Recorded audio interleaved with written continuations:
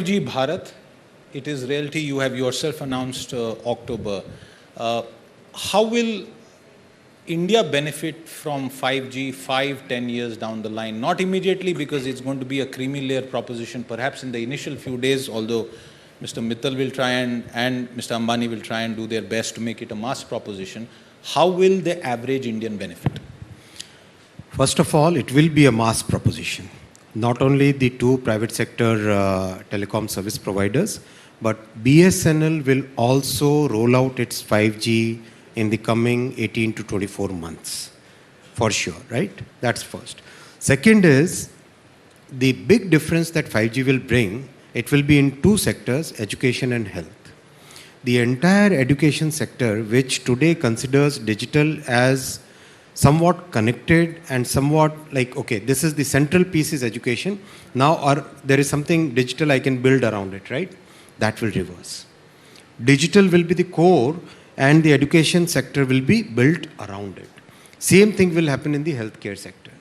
These two sectors are going to make a very big difference in the lives of 130 crore Indians, and especially the people who are at the bottom of the pyramid, who are at the most remotest parts, at the margins of the society, the people who are from our political thought process point of view, who are the most important people for whom we exist. A question around sustainability of the sector. Mr. Mittal raised that point, and before you answer that, and I'll request you to do that, I just want to say that when we started off today's deliberation, Mr. Jyotiraditya Scindia also spoke about, in response to a question from me, about the taxation on ATF, which adds to the cost. From a same point of view, what would you say to what Mr. Mittal just asked? On the taxation in telecom sector, the right person to ask would be the Finance Department. Of course, we are already in discussion with the Finance Ministry. What are the things that can be rationalized? But what's important is, we have a very large user base. So even a small piece of revenue, when multiplied by 130 crore users, the numbers become really good. So in relative terms, the taxation is not as taxing as it would be had the market been smaller. That's the first point. Second point is, we are coming up with a series of reforms. September, something happened, then Prime Minister sanctioned something more, then in November and December we had more reforms.